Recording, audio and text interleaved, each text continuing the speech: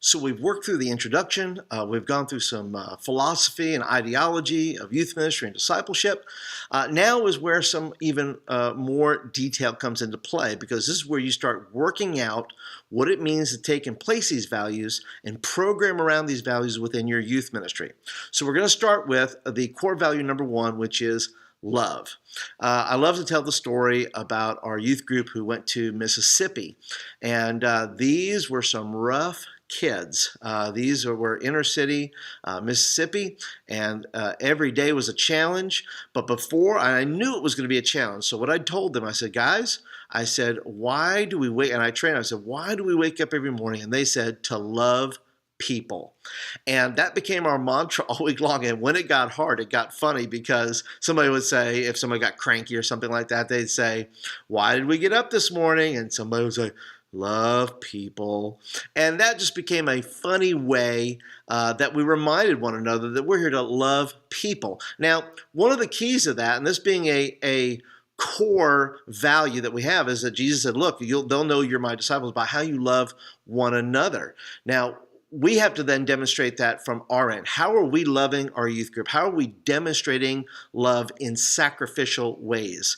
And those are some examples you're going to be able to put in the notes below when you start answering the questions. That's what I want you to do, is start answering these questions with this core value in mind. And we're not going to do it perfectly. We're not going to be able to, look, we're not perfect people. This whole thing isn't perfect, and you're not going to be able to disciple people and kids perfectly. But we're going to do our best to lay the groundwork so that we can be able to be at our best and have the best shot at discipling teenagers. Now, kids won't be able to do it unless they see it. That's the main reason I say that. Kids won't be able to duplicate or imitate, right?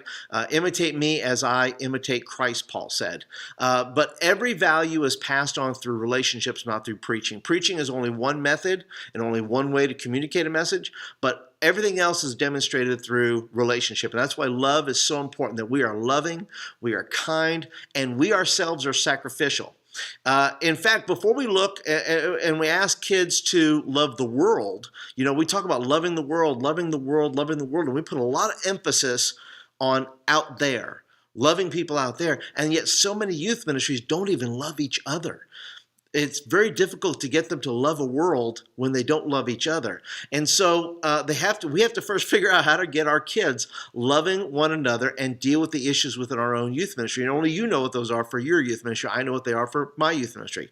So here's just a few ways that we can show some sacrificial love, okay, within our youth ministry. Is why not take up, obviously you don't want to, make anybody feel awkward or anything like that, but find out if there's a need in your youth ministry.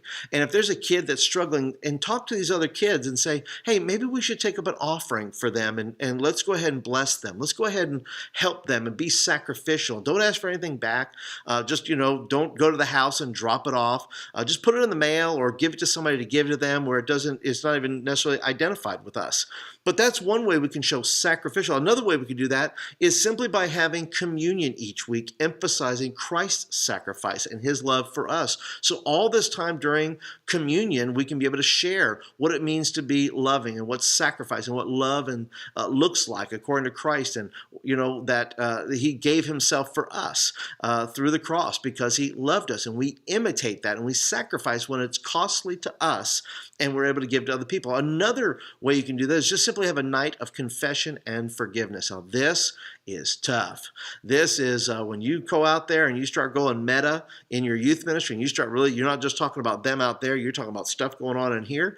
You have to just say, look, we're going to have a confession and forgiveness night.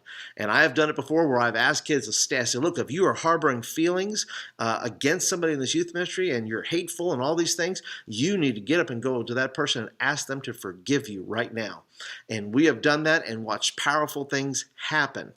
And we have to remind kids that this is what this is about. This is about the hard things about loving people. Loving people is confessing. Loving people is leaving your gift at the altar and going to somebody else and asking them to forgive us. Now, one thing that I notice in 1 Peter 2:22, it says, since you have, in obedience to the truth, purified your souls for a sincere love of the brethren, he writes, he says, fervently love one another from the heart. So they have purified themselves. They have dealt with their own mess and their own life, and they've been obedient to the truth.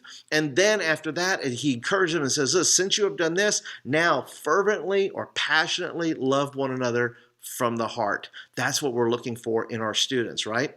And it is Christ's love for us that should compel us, right, to love one another. That's what we're talking about. Obedience is the trigger. If you can get a kid to step out, take a step out, whether that's through confession, through communion, through all of those things, obedience is the trigger to loving each other. It's not, love is not based on emotion. It's based on obedience. Do it and the feeling will come, and not the other way around.